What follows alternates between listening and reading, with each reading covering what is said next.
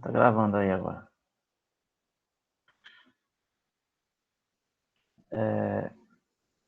Eu acabei agora de colocar uma atividade, né? Lá no Google Sala de Aula. Deixa eu mostrar aqui.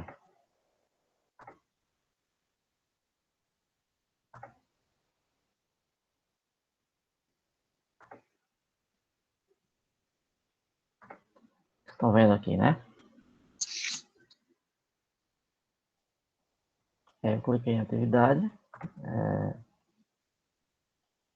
Postei agora há pouco. Trabalhos. Vocês vão ficar aqui listados, todo mundo. Certo? Todos vocês aí, quando vocês postarem, vai aparecer aqui. Eu coloquei uma data, né? Que foi, acho que até terça-feira, se não me engano. Foi até terça-feira. Data de entrega, até terça-feira. Eu ainda não defini o horário, mas acho que eu vou limitar um horário antes da aula, talvez. Que a gente vai discutir isso na sala de aula, certo? No caso, o que é a atividade? Na aula passada a gente discutiu um pouco sobre um filme que eu citei, é o Ponto de Mutação. Eu mandei o link lá no WhatsApp, né? E eu pensei em colocar umas questões sobre o filme, mas achei melhor não, achei melhor deixar vocês livres para escreverem o que quiserem a respeito do filme, pegar as impressões. E assim, se eu fizer essas perguntas, eu imaginei que eu iria direcionar vocês a responder aquilo que vocês iam procurar no filme e responder aquelas perguntas que eu colocaria, se fosse assim. E já deixando livre para vocês fazerem a resenha do filme, vocês ficam com a impressão de vocês sobre o filme. Então, cada um faz e vai escrever. Aí, essa resenha, eu peço aqui para vocês fazerem ela aqui, pelo menos 25 linhas, né? O mínimo, pelo menos. E vocês vão enviar ela para mim aqui nesse espaço, que é onde vocês vão enviar, somente pelo Google Sala de Aula, tá bom? O importante aqui é destacar é como você vai fazer essa resenha, né? Vocês podem estar se perguntando, assim, como é que se faz uma resenha? Porque poderíamos ver isso também como uma finalidade de um trabalho, né, acadêmico, né? Um trabalho de universidade que você tem que aprender a fazer, por exemplo. Alguns já devem ter feito em algumas disciplinas, principalmente nessas disciplinas pedagógicas, né? Já devem ter feito. Então eu vou destacar aqui algumas coisinhas sobre como fazer essa resenha, certo? O que você vai fazer? Uma resenha cinematográfica, certo? Ou seja, é uma resenha baseada num filme, num filme que você vai assistir. O objetivo é o quê? Destacar o tema abordado na hora e situar o leitor no espaço de tempo da história. Ou seja, você tem que apresentar os acontecimentos, de que trata o filme, né? Sobre o que é. Só que você não vai narrar o filme, você não vai pegar ali e vai ficar dizendo, aconteceu isso, tal, fulano de tal. Não é para estar contando. O filme as pessoas vão assistir. Você vai fazer você vai fazer essa apresentação do filme, né? Aí você está lendo, você está escrevendo o que se passa no filme no passo a passo, entendeu? É só. Ah, tá. É só para não correr o risco de eu estar falando com o microfone desligado. É, uma coisa que ele se destaca, que é de importante, é isso aqui, ó, que a resenha e um resumo não são a mesma coisa, certo? Não são a mesma coisa. O resumo, você vai trazer uma descrição melhor do filme, no sentido assim, que você está pegando exatamente como está lá no filme e descrevendo. Você está descrevendo. Já na resenha, não. Você vai dar vai fazer uma análise sobre o filme e vai colocar ali sua imaginação, a sua impressão que você teve ali sobre o filme, assim, o que é que você acha que como a narrativa aconteceu, e tem que ter a sua parte ali, a contribuição, diferente do resumo, que basicamente você só precisa descrever o que o livro faz de forma resumida. O filme não, o livro. Aliás, o livro não, o filme. Você não vai acrescentar nada pessoal, sua visão, sua impressão, sua visão daquele filme. Você vai escrever o que está lá no resumo.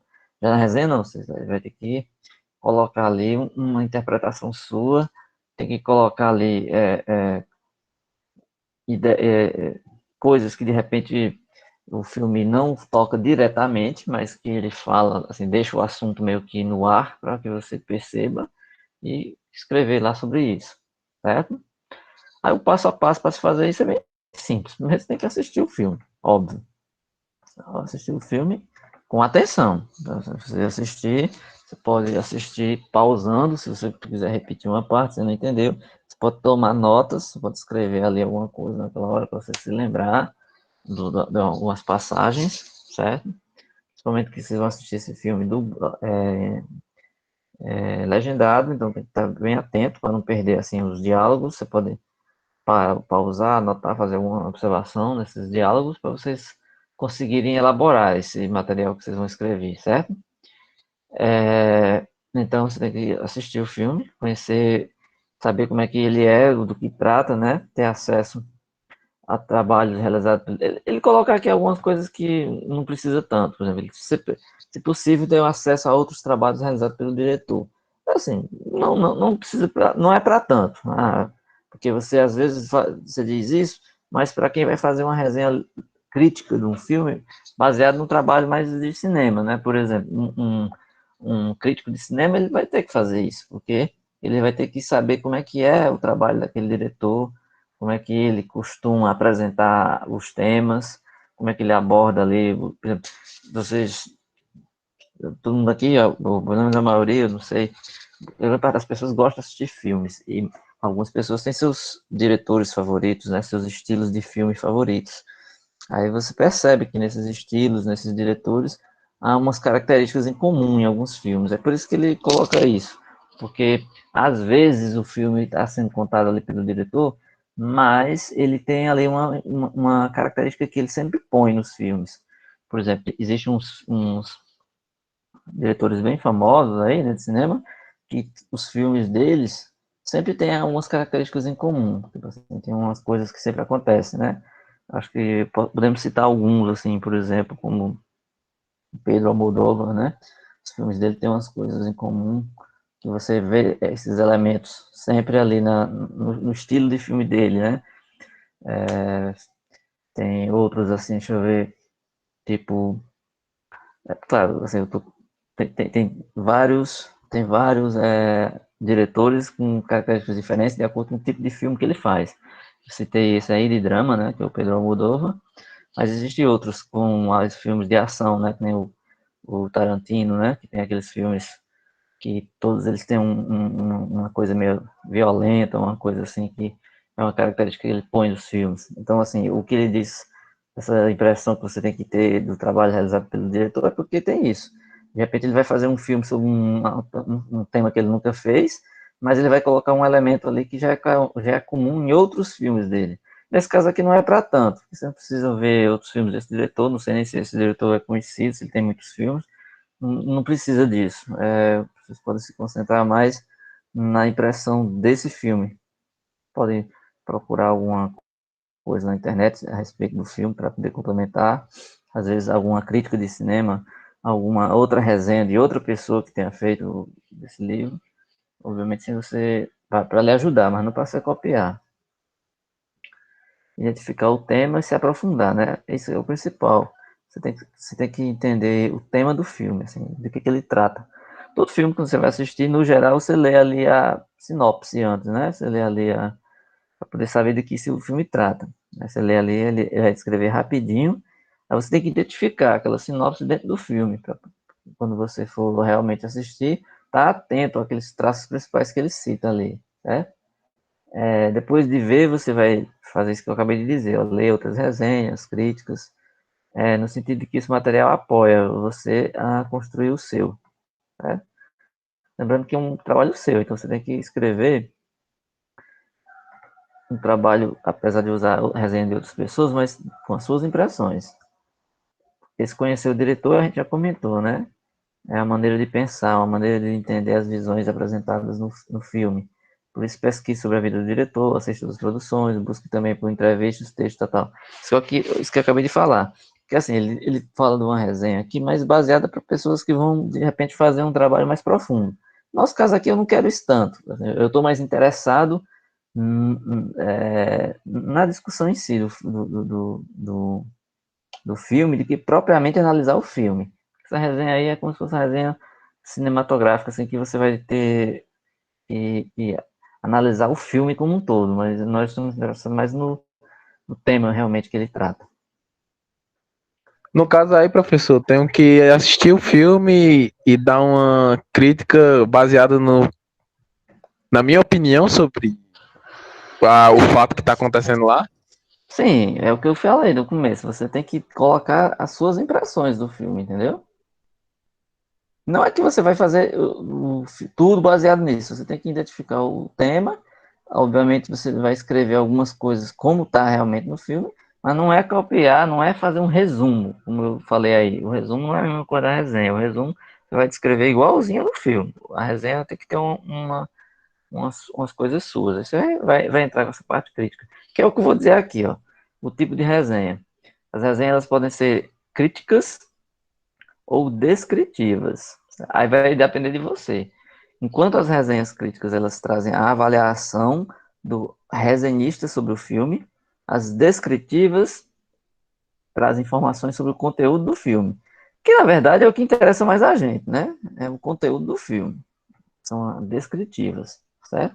Porque a avaliação do resenhista sobre o filme, você estaria falando do filme em si. A questão do roteiro do filme, da questão de como ele coloca os personagens na discussão do filme, o papel ali do cinema mesmo como propriamente dito, né? As filmagens, coisas do desenrolar do filme. Mas nós estamos interessados mais na descrição, né? Que traz informações sobre o conteúdo do filme. Então, assim, a resenha que eu espero que todo mundo faça é mais baseada na descritiva, certo?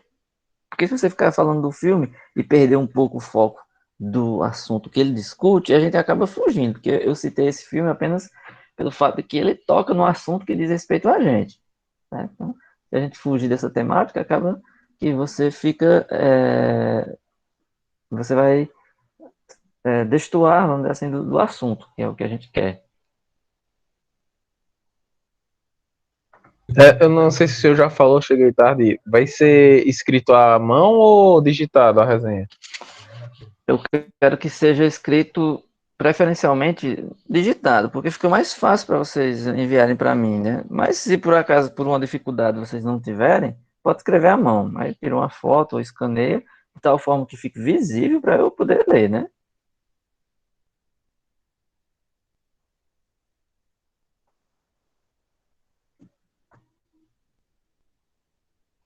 Ó, estruture o texto. Certo. Elabora a introdução, contendo o tema, o local, a época em que se passa a história. Em seguida, construa um desenvolvimento, explicando tramas e, ao final, cria uma boa conclusão. É tipo aquela coisa que vocês fazem nas redações, né? Assim, você vai começar descrevendo ali uma introduçãozinha e tal, o desenrolar do trabalho, e no final você vai deixar uma conclusão assim final em relação ao trabalho, né? Então, assim, aí é só para descrever mais ou menos como é que vocês vão fazer. Mas está aqui, está postado. Deixa eu ver aqui. Eu pedi aqui um mínimo de 25 linhas. Não sei se você viu. Eu coloquei porque, assim, como o tema ele é bem profundo, eu acho que dá para escrever no mínimo 25 linhas. Mas não tem limite para mais. Se você quiser fazer 50 linhas, você pode fazer. Certo? Eu acho que 25 tá bom porque eu tava vendo que o filme tem 1h50, né? Eu acho que vai ter o Mas é que meio falar. grande. Deixa eu só editar aqui a hora, viu? Porque eu coloquei dia 13, mas não coloquei a hora. Ela tá 23 e acho que vocês têm que me enviar isso antes da aula, porque a minha ideia é que vocês assistam, façam essa discussão para na aula de texto a gente trate só disso, entendeu? 20 horas tá bom, né?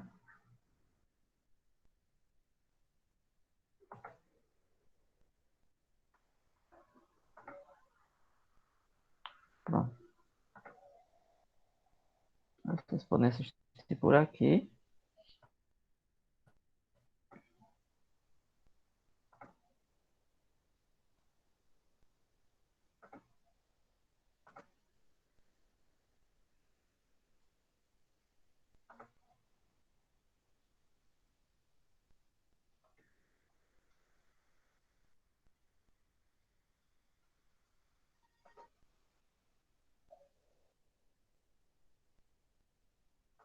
ele acaba com 1 hora e 48 minutos. Então, é o tempo suficiente para a gente elaborar uma coisa de no mínimo 25 linhas. Ok? Beleza, vamos voltar aqui à discussão da aula passada para encerrar, né? A gente estava no capítulo 4, lembram?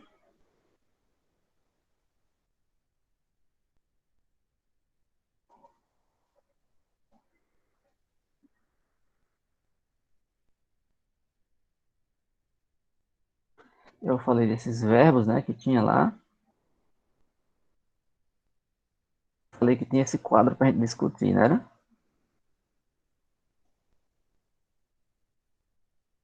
Eu vou falar desses quadros aqui só hoje. A gente só falar disso.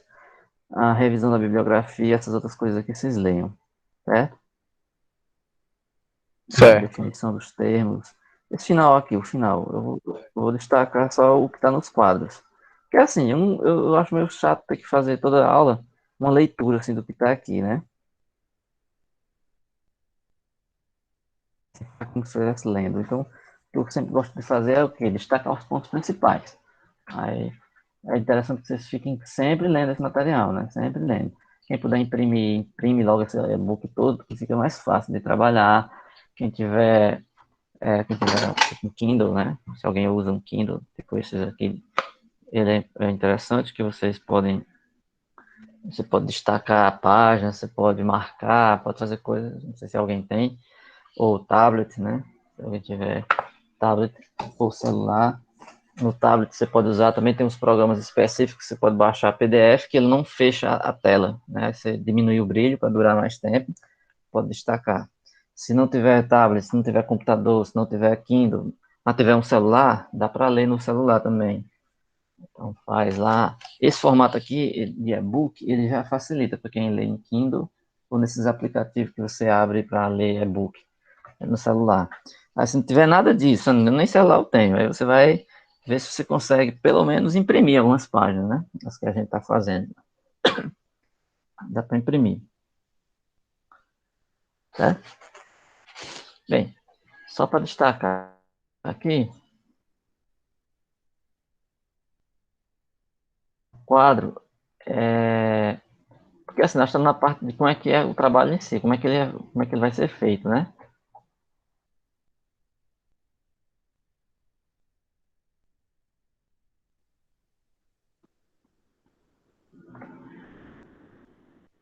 Então, veja só. Primeiro, o critério. O critério desse trabalho, né? Vai ser usando o método científico? Se sim, aí você vai ter que incorporar ele aqui naqueles que a gente já discutiu. Qual é a classificação? Se ele é dedutivo, sugere uma análise do problema do geral para o particular. Ó, preste atenção nessas coisas. O filme vai falar sobre um pouco disso. Por isso que vocês têm que entender um pouco sobre essas coisas aqui. Dedutivo, indutivo, conhecimento empírico, essas palavras aí vão aparecer no filme, certo? Aí, se ele é indutivo, ou seja, o argumento passa do particular para o geral, o contrário do primeiro, né? Se ele é hipotético dedutivo, ou seja, formulamos hipótese para expressar as dificuldades do problema, de onde a gente deduz as consequências que deverão ser testadas ou falseadas, certo? Se é dialético, certo? A gente já discutiu o que é cada um desses, né? Fenomenológico, eu não vou repetir não, porque a gente já sabe, né? Agora, objetivo do estudo em relação ao objetivo. Se ele é exploratório, descritivo, explicativo, se é uma pesquisa bibliográfica, pesquisa documental, pesquisa experimental. Eu já entrei no técnico, eu pulei de um para outro. E em relação ao estudo, é só esses três aqui. E é o objetivo, né? Assim, se é exploratório, que é você proporcionar maior familiaridade com o problema. Que nem o exemplo que eu dei na aula passada, dos trabalhos que eu oriento os meninos aí na iniciação científica. Então, a gente não tem por finalidade apenas explorar um pouco um assunto que já é conhecido. Então, tornando explícito ou construindo hipóteses sobre ele, se fosse o caso nosso. Mas na matemática, não. Lembrando que nós estamos vendo aqui num caso geral, tá? qualquer das ciências, independente de ser de matemática. Descritivo, né, expõe as características de uma determinada população, fenômeno, que nem o trabalho que o menino queria fazer, né, o Sérgio, se você está aí hoje, ele queria fazer aquela pesquisa lá sobre as pessoas que não tinham conhecimento formal em matemática, mas sabiam fazer operações básicas.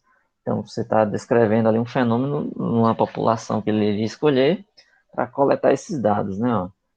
Demanda técnicas padronizadas de coleta de dados. Explicativo, que é identificar os fatores que causam um determinado fenômeno, aprofundando o conhecimento da realidade. Ou seja, você está pesquisando, por exemplo, um exemplo desse daí.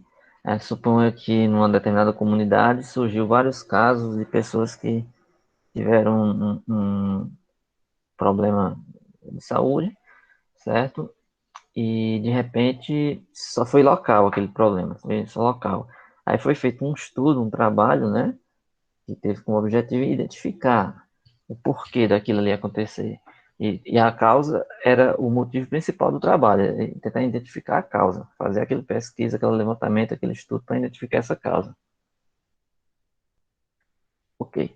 Os procedimentos técnicos é a parte que entra bem simples de entender. Pesquisa bibliográfica, como o nome já diz, é a partir de materiais já publicados. Você vai pegar muitos livros e vai apenas estudar sobre eles.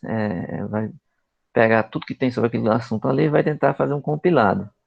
A pesquisa documental, materiais que não recebem tratamento analítico. Ou seja, pesquisa documental não recebe tratamento analítico. Ou seja, você vai pegar documentos, coisas que não são científicas. Por exemplo, você está querendo fazer um estudo de uma certa população na sua cidade aí, você está pesquisando uma coisa que remete a 100 ou mais anos. Você vai ter que procurar os cartórios antigos, né? Você vai ter que procurar fazer entrevistas com pessoas antigas que viviam naquela comunidade, coisas assim, que são obtidas através de um tratamento que não é escrito ali através de um livro, coisa do tipo.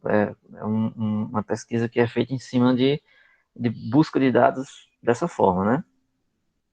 Experimental, você vai pegar um objeto, selecionamos as variáveis e definimos as formas de controle, observando os efeitos. Isso aí é típico das ciências que fazem uso de laboratório, por exemplo. Você vai fazer experimentos e vai analisar aquele experimento para ver o que é que acontece. Levantamento, a gente coloca essa palavra aqui, survey, que é a mesma coisa, propõe a interrogação direta de pessoas. É como se fosse uma pesquisa, né? Você vai levantar os dados através de pesquisas. Estudo de caso, isso é bem interessante, isso aqui acontece bastante. Ele representa a estratégia preferida quando colocamos o tipo como e porquê. Quando o pesquisador tem pouco controle sobre os eventos e quando o foco se encontra em fenômenos contemporâneos, inseridos em algum contexto da vida real. Vamos dar um exemplo. Isso aí acontece muito nas áreas da saúde, por exemplo. Você vai escrever um trabalho e você descreve lá, você acompanha um médico, um enfermeiro, alguém assim, fez um trabalho que ele acompanhou um caso, vamos dizer assim, ou relatou um caso que aconteceu com algum paciente durante um certo período e ele vai analisar aquele caso ali, vamos dizer. Né? Isso pode ser nessa área, pode ser em outras, né? Pode ser numa área pedagógica, na escola, por exemplo, você analisar um período de, vamos dizer assim, de pandemia, por exemplo, né, agora, e estudar o efeito disso numa determinada sala de aula, numa quinta série, uma sexta série, ensino fundamental, por exemplo. Está estudando um caso específico ali, então está levantando dados sobre aquilo só, né, com experiência real. Né. Pesquisa ex post facto. Essa é um experimento que realiza-se depois dos fatos. É como se fosse um fenômeno acontecido e após isso você vai meio que relatar ele. Sabe? Simples. Pesquisa a ação, procura estabelecer uma relação com a ação ou com o problema coletivo. Esses aqui são coisas mais simples de entender, porque basicamente você, no caso dessa pesquisação, você está em meio, vamos dizer assim, a algo que está acontecendo ali, está inserido, você está estabelecendo uma relação entre você e aquela coisa que está acontecendo, né? Como daria um exemplo aqui.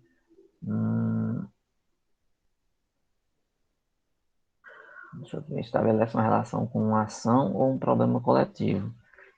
Eu não estou recordando um exemplo que eu poderia dar de imediato, mas, como ele fala, né, estabelecer uma relação com um problema coletivo, por exemplo, né, de uma certa forma, você está interessado num tema, num problema que tem a ver com um contexto que seja coletivo, mas que você, assim, se relacione com ele através de, vamos dizer assim, meio que misturando talvez uma dessas outras acima, como se fosse levantar dados ou pesquisar entrevista, coisa do tipo, mas que você tenha uma relação direta com aquele fato, vamos dizer assim, né? Deixa eu dar um exemplo, não me lembrar eu falo.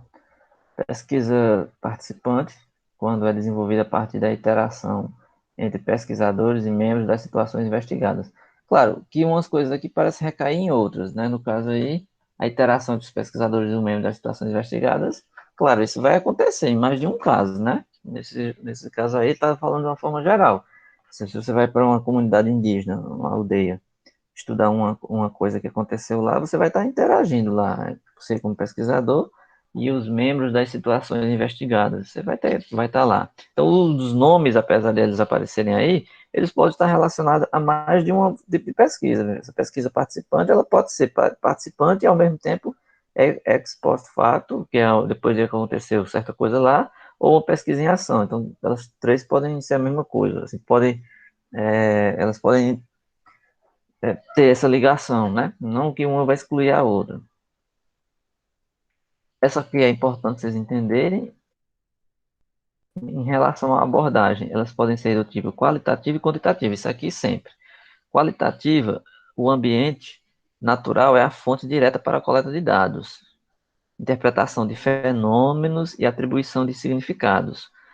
Ou seja, significa que aqui você está querendo interpretar os fenômenos para poder obter esses significados. Você tem como o ambiente natural, que quer dizer, assim, o local da pesquisa, do que se trata essa pesquisa, é a fonte direta para você coletar os dados. Então, é qualitativa, assim.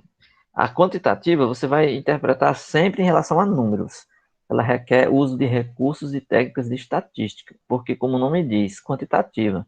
Então, ela tem que traduzir em números os conhecimentos gerados pelo pesquisador. Então, normalmente, uma abordagem quantitativa, ela vai apresentar gráficos, vai apresentar números, porcentagens, coisas assim, a quantitativa, certo? É só se lembrar, é fácil de lembrar. A quantitativa tem a ver com números, com essa estatística, vamos dizer assim.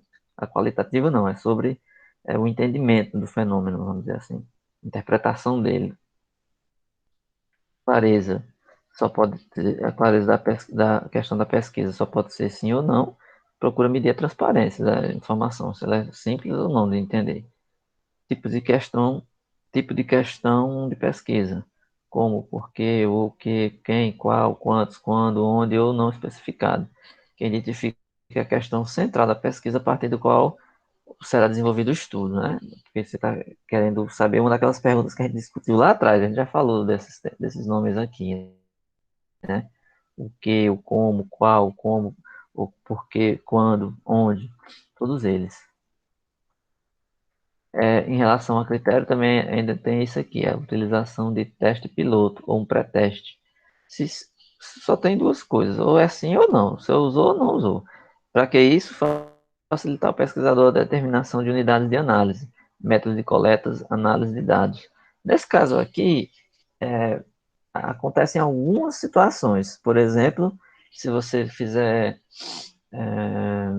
uma pesquisa dessas aí quantitativa, que você queira pesquisar uma estatística num grupo bem grande, mas antes você quer fazer um pré-teste, vamos dizer assim, um teste piloto, você pode fazer num grupo menor, coisa do tipo assim. Então, é uma espécie de introdução ao trabalho, mas feito numa escala menor, talvez.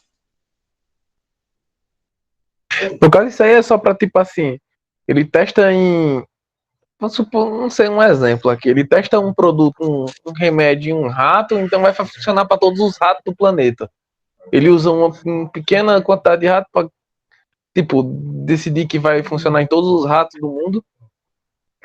É uma coisa mais ou menos assim, porque quando ele fala que é quando ele fala que é um teste piloto, é quando você realmente faz uma verificação antes, né? Tipo, não é uma verificação, você faz um experimento antes, né? Assim, você está fazendo ali para saber como é que aquilo vai ser feito numa escala maior, ou na hora de para valer, vamos dizer assim. É mais para ter uma noção de que aquele negócio não vai fugir do seu controle. O que você vai fazer nessa fase é o que você vai esperar que vai dar o resultado na fase próxima, na principal, vamos dizer assim.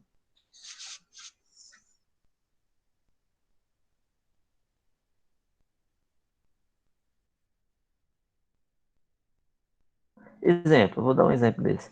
Suponha que você vai, a equipe do Ministério da Educação vai fazer o Enem, certo? Aí eles vão fazer um Enem, que é uma coisa que vai ser feita aí para milhões de pessoas no Brasil todo.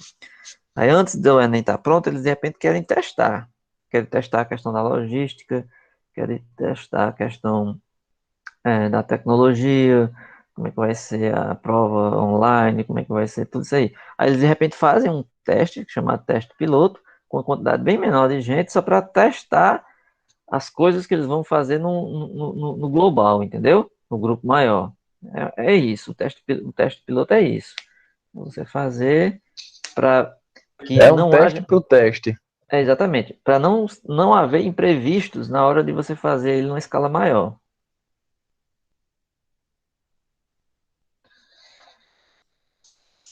Aí os critérios da coleta de dados. Aí tem umas coisas aqui que eu não vou ler não. Clareza no processo de coleta de dados, seleção da amostra, métodos utilizados na coleta de dados, triangulação. Aí cada um deles aí ele vai falar. Não vou falar tudo aqui não, porque senão vai ficar chato só ler.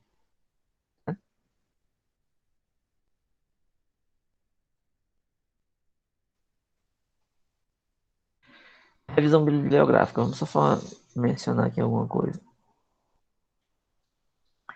Eu já falei na aula passada que quando você escolhe um tema para fazer um trabalho, a primeira coisa que você vai fazer é levantamento bibliográfico.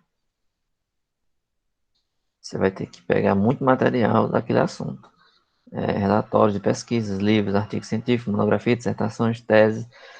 O objetivo é de elaborar uma contextualização da pesquisa com embasamento teórico. Então, assim, você tem que se aprofundar muito naquele assunto.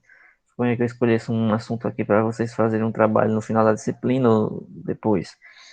Aí você já tem o tema. Então, antes de você fazer qualquer coisa, você ia ter que ler muito sobre aquele tema para poder você ter algum conhecimento.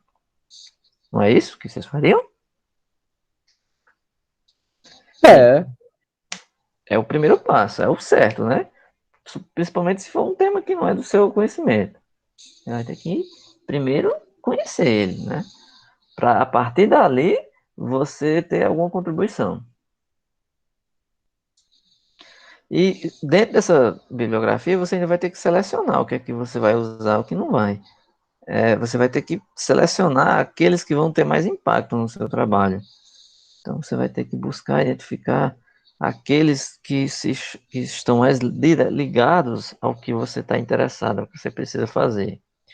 Existe uma palavra chamada isso aqui, ó, buscando identificar o estado da arte. Não sei se vocês já ouviram essa frase.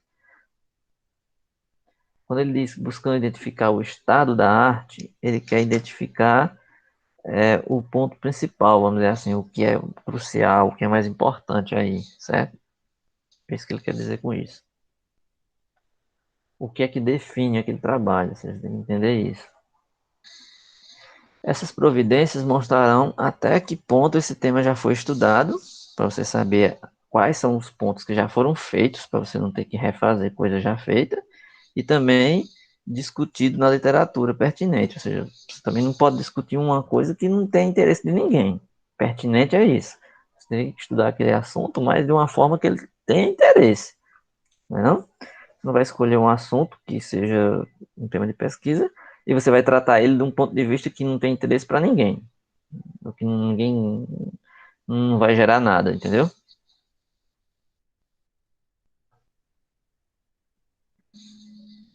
E essa revisão de literatura ela é importante porque ela demonstra que o pesquisador está atualizado nas últimas discussões no campo do conhecimento, ou seja, o pesquisador tem que estar antenado com o assunto. Então, se você está estudando um certo assunto e você está desconhecendo que algum outro pesquisador fez algo recentemente, bem relevante, importante, e você não viu, então você está atrasado, você está perdendo, está perdendo campo de espaço ali de estudo da coisa que você está por fora, no sentido de que você realmente não está você não está inteirado ali com o conteúdo, você não está atualizado, certo?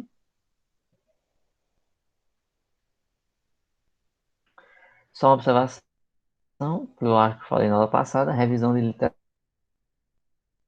não é a mesma coisa de uma coletânea de resumos ou curso de retalhos de citações. Ou seja, quando você vai fazer uma revisão de literatura, não é que você vai pegar um monte de artigo, um monte de monografia, um monte de trabalho, sair pegando um Ctrl+C de várias partes e jogar lá e Ctrl+V no seu trabalho. Não é isso.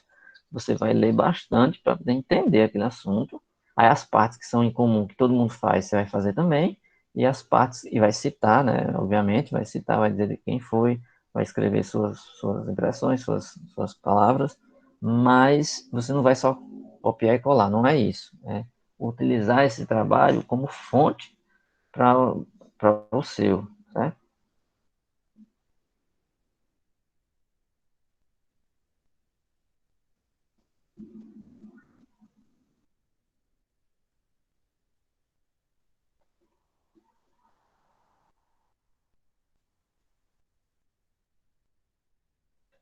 Seleção das obras e dos trabalhos sobre o tema, quando você vai selecionar, né?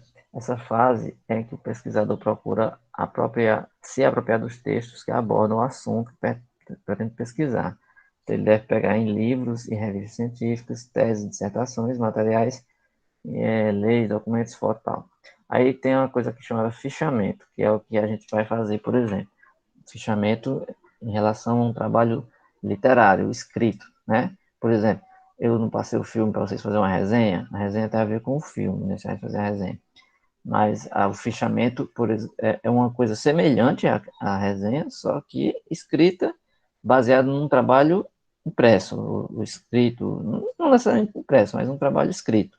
Tipo aí, você vai pegar, ler, né, após a leitura desses textos, essa área ali, o pesquisador deverá elaborar fichas no computador ou mesmo à mão, anotando as síntese dos conceitos e pressupostos sobre o tema abordado, os quais são apresentados pelos autores estudados. Então, esse fichamento é uma forma de investigar que se caracteriza pelo ato de fichar, ou seja, registrar em fichas todo o material necessário à compreensão de um texto ou tema. É uma parte importante na organização da pesquisa de documentos. Ou seja, se você lê um livro, um artigo, qualquer coisa assim, você vai ter que fazer esse fichamento para você identificar as partes centrais que você vai fundamentar o seu trabalho, certo? Então, ele vai facilitar a procura do pesquisador, porque nesse fichamento você não vai fazer tudo que está lá no material, você vai pegar as partes principais, né, para poder escrever. Então, você vai encontrar nesse fichamento de uma forma mais fácil do que no trabalho todo. Se vocês fazerem um fichamento de um livro assim, vocês não iam pegar o livro inteiro e escrever, vocês iam descrever aquelas partes principais onde você ia fazer essas anotações. E vai ter acesso às informações coletadas nas bibliotecas públicas, privadas, na internet, ou acervo próprio de amigos, evitando que consulte mais de uma vez a respeito de determinado tema. Porque, assim, ele também diz respeito, esse fichamento, à organização. Quando você vai fazer esse fichamento, você vai colocar lá a fonte, onde foi que você tirou e tal, de tal forma que você vai fazer isso e vai saber onde tirou cada parte. Você pega uma coisa tipo uma agenda, né? Um livro, assim, tipo uma agenda.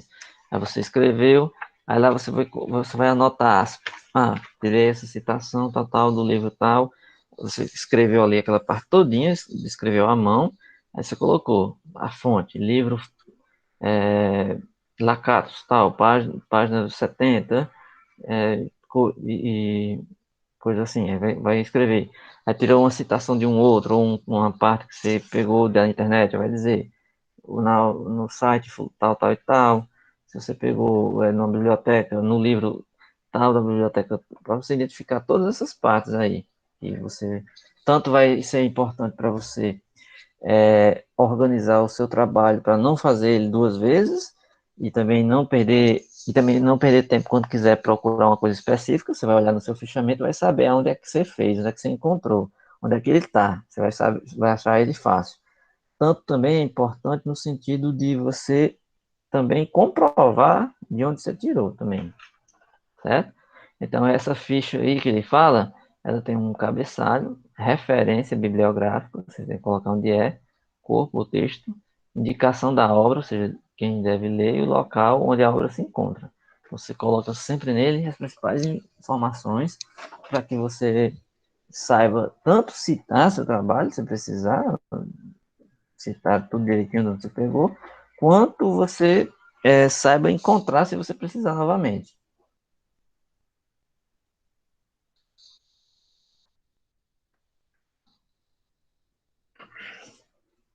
Aí ele dá umas dicas.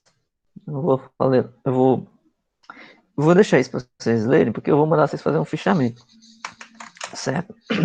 Vai ser uma das próximas tarefas, vai ser um fichamento. Vou deixar para vocês fazerem esse fichamento. Então, quando eu mandar vocês fazerem o fichamento, o que vocês vão fazer? Vocês vão ler essa seção aqui, porque aqui ele dá todas as dicas, certo? Então, o fichamento ele é importante na organização da pesquisa de documentos.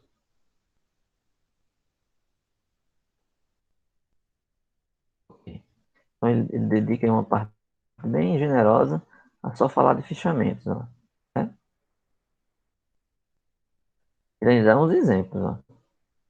Vamos ver esse exemplo. Ó, exemplo. Ele colocou aqui um quadro, ó, Educação da Mulher, a perpetuação da injustiça. Aí ele colocou aqui histórico do papel da mulher na sociedade. Ele colocou aqui umas referências de páginas, né? Um, dois, três. Aí ele colocou aqui uma numeração. Não, essa numeração aí eu acho que tem a ver com referência, deixa eu ver. Isso não deve ser.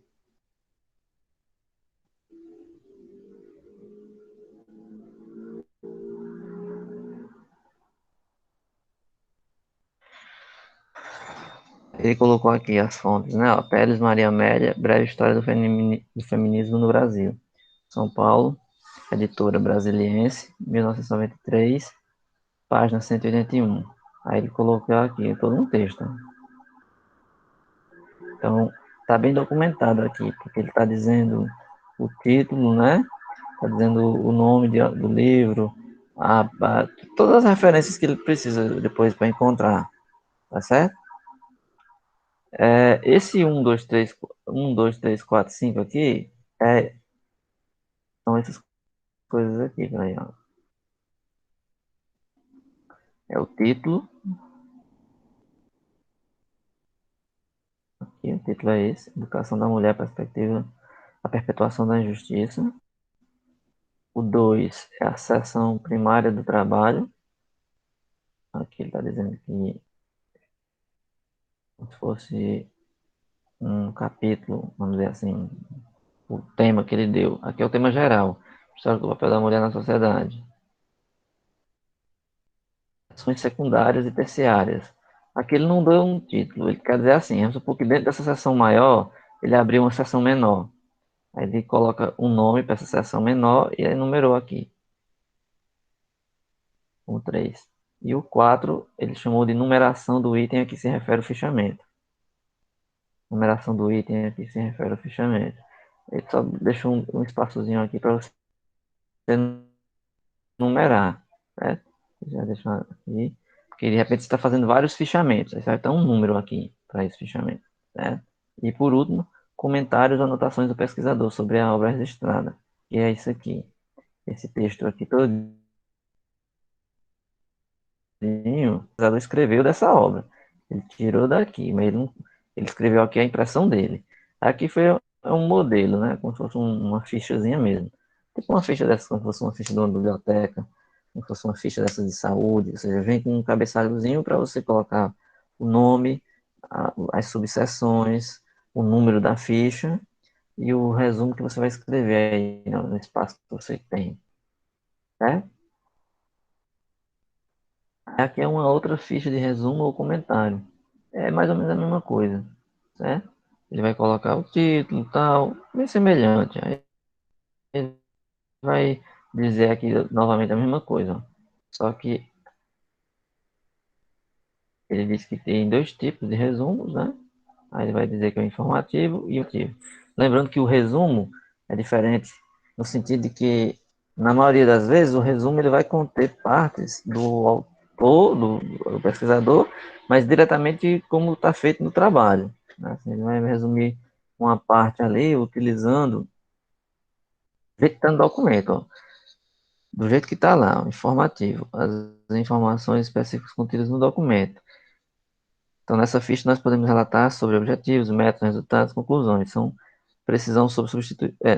Sua precisão pode substituir a leitura do documento original. O indicativo são descrições gerais do documento, sem entrar em detalhes da obra analisada. O exemplo anterior refere-se a um resumo indicativo, ou seja, que ele não entrou nos detalhes. Ficha de citações, aqui é uma ficha que ele fez, igual a de cima, só que a diferença é que agora ele só colocou citações. Ó. Ele tirou da obra, colocou a página. Colocou aqui do jeito que está no livro. E colocou qual é a página. Do jeito que está no livro e diz qual foi a página. Então é um fichamento só com citações, que também é importante. Se você estiver fazendo se você for fazer um trabalho onde você vai usar muitos livros e você vai usar muitas citações, é bom você fazer isso porque vai organizar, para você saber onde encontrar essas citações quando você precisar. De onde foi que você tirou elas. É? Bem, o cronograma é uma coisa assim, simples. O cronograma você faz uma tabelazinha, por exemplo, se for de 6 meses. Aí aqui você vai colocar, no primeiro mês você vai escolher o tema da pesquisa, vai fazer 2 meses para revisão de literatura. No primeiro mês você tem que definir os capítulos do sumário, justificativo, objetivo, problematização e tal. Aí no segundo e no terceiro mês você vai fazer a coleta de dados. Aí vai. Obviamente no final, as etapas finais vão ser o quê? Entrega do trabalho, preparação para a apresentação, se for um trabalho apresentado, apresentação, que é o dia da apresentação, já assim, isso aqui, obviamente, são o processo final, né? Vai ficar lá no final mesmo. Se for um trabalho que exija orçamento, você vai ter que considerar o seu orçamento pessoal, o seu gasto, com coisas que você vai precisar usar, né? E material, né? Se você tiver que entrar em coisas que fogem do seu comando. Você não vai, tem o seu computador, mas você vai precisar de xerox, de impressora, de cartão, material, né? Coisa do tipo que você vai precisar. Aí tem os recursos. Você vai ter que descrever num quadro orçamentário, vamos dizer assim, um orçamento, onde você vai colocar, por exemplo, computador, impressora, scanner, não sei o que. Você vai dizer quantos vai precisar. É material de consumo, CD, pendrive, papel, cartucho, impressora e tal. Aí você vai colocar a quantidade. Isso aqui é importante porque muitos dos pesquisadores que fazem trabalhos aí em universidades, eles fazem pesquisas que demandam custos, gastos, e esses gastos são financiados por órgãos de fomento, como eu falei na aula passada, né, ou foi atrasada. Então, às vezes o pesquisador está elaborando um projeto que vai concorrer a algum financiamento. Aí nesse financiamento, por exemplo, tem um valor que ele vai concorrer. Mas se ele já souber qual é esse orçamento, ele vai fazer ele vai concorrer a um projeto já sabendo mais ou menos o quanto ele pode ganhar e quanto ele pode gastar. Certo? Referências, a gente já sabe, abrange livros, periódicos, jornais, monografias, CDs, sites, tal, e tudo mais. Tudo que tiver a ver que tem a ver com o trabalho usado, que foi usado no trabalho. Ok, então isso aí a gente termina aí o capítulo 4, certo? Eu estou aqui pensando o direcionamento para as aulas seguintes, né? Porque a gente tá, essa primeira parte ela é muito teórica. Aí vamos entrar agora numa parte, que é o capítulo 5, que vai ter as modalidades de trabalho científicos. Aí nessas modalidades aí, a gente vai discutir alguns e eu quero fazer alguns com vocês. Eu quero fazer esses no Overleaf. Aí para isso eu vou ter que fazer uma pesquisazinha aqui com vocês sobre quem é que... Todos vocês têm acesso a computador, no computador. Quando eu digo computador, é um computador mesmo, não é celular, porque para usar o Overleaf no celular é terrível, se você for fazer o tipo de trabalho que eu queria. Acho que não vai dar certo. Você pode até usar, mas não vai ser muito pouco produtivo. Todo mundo tem acesso ou não? Quem não tem, diz aí.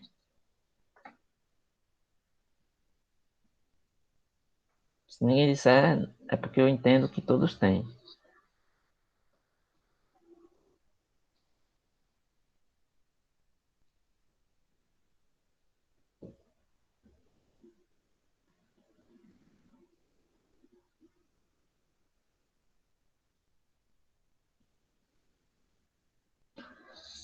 Pode colocar no texto aí, no chat aí. Eu já vi que tem dois que não tem.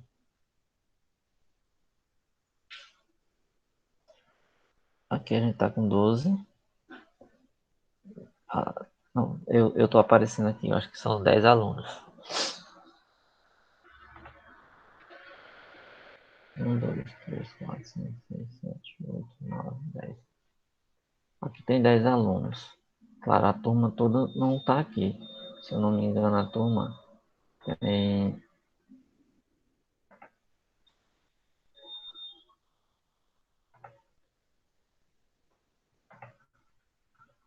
19. 19 alunos. Aqui tem 10, né? 10 que eu falei? Aqui tem 10. Então não está a turma toda. Desses 10, tem duas que não tem computador. Porque, deixa eu mostrar uma coisa aqui para vocês.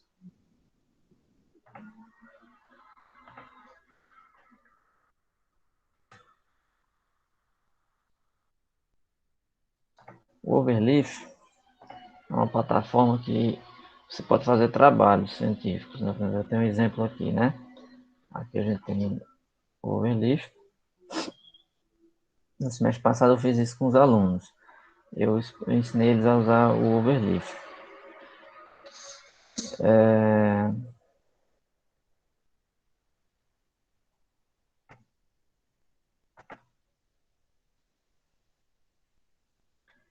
Aí você vai conseguir usar ele tranquilamente no computador e na internet.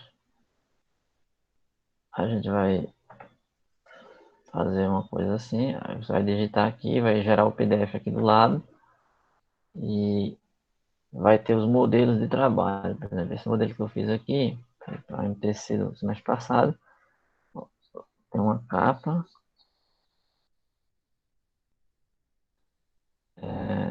uma contracapa, um sumário, produção, o desenvolvimento aqui com seções e subseções, conclusão e as referências bibliográficas.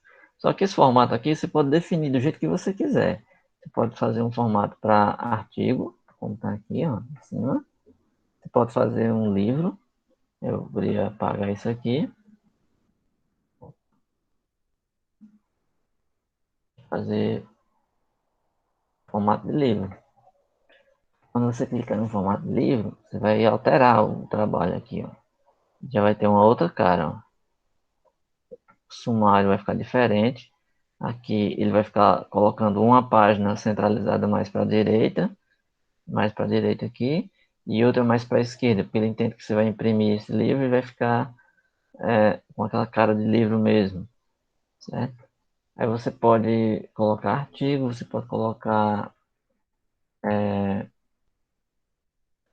um banner, por exemplo, se você fizer um banner, você vai ter uma coisa desse tipo aqui, ó.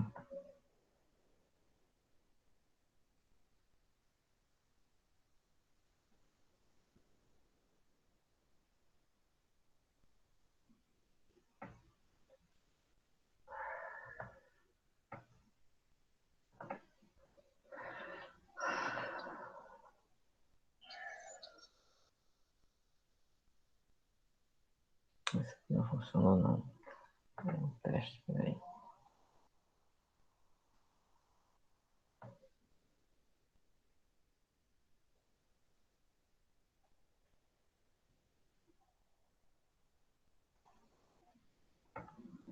Tipo isso aqui, ó.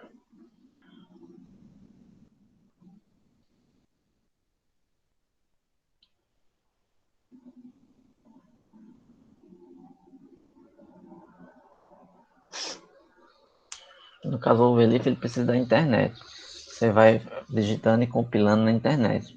Ele é uma ferramenta que é que nem o Word, assim, para edição de texto, mas você faz o trabalho e gera os PDFs. Aí os PDFs você faz slide, por exemplo, pode fazer. O bom é que você não perde, se fica com é como se fosse um e-mail. Toda vez que você faz um trabalho, ele fica salvo lá, né? Então a gente vai aprender um pouco a usar isso aqui. Aí aqui está um exemplo, né? Aqui é uns slides, é porque ele está fora do lugar, eu tenho que baixar ele para poder passar. Aí você pode fazer slides, você pode fazer banner, pôster, né? Se você quiser fazer um pôster de apresentação, você também faz. Ele tem todos os que você imaginar.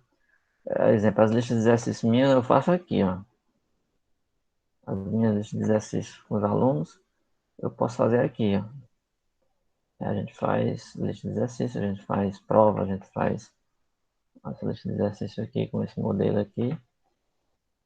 Você digita e ele cria aí, você cria os modelos que você quer, certo? Aí ele é uma ferramenta importante para a gente. Então, seria interessante a gente, porque você define aqui no preâmbulo, quando você faz um projeto, você clica aqui, você define aqui um preâmbulo, qual é a formatação que você quer, qual é a página, como é que você quer o espaçamento em cima, como é que você quer o espaçamento lateral. Aí tudo que você define aqui, ele vai fazer aqui do lado. Você diz o comando aqui e ele vai fazer para você. O formato que você quiser. Se vai ser com espaçamento lateral maior, menor, do jeito que você quiser, ele vai fazer aqui, ó.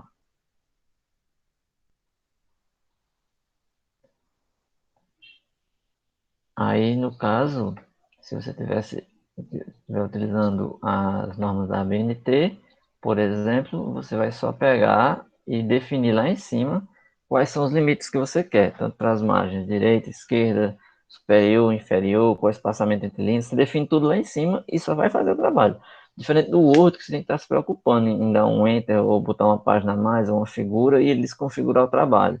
Então, ele é bem mais interessante. Sem contar que você pode definir os comandos lá em cima e não preocupar mais com isso em momento algum. Então, assim, tem muitas vantagens para quem usa essa linguagem, que é chamada linguagem de LaTeX. Mas para disciplina teórica aqui, a gente vai precisar da linguagem matemática, né? Que é a linguagem de símbolos matemáticos. Então, essa é mais para escrever mesmo. Então, é simples, é fácil. Mas aí seria bom que tivesse em computador todo mundo. Quem não tiver vai ter um pouco de dificuldade de entender. Vai ficar umas aulas um pouco sem conseguir saber.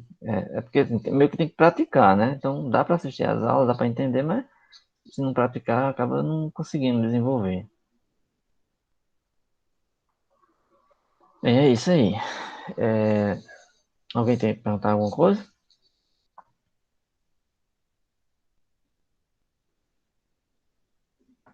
Vou parar Não, aqui a não, acho que gravação. não. Certo, eu vou parar aqui a gravação, tá bom?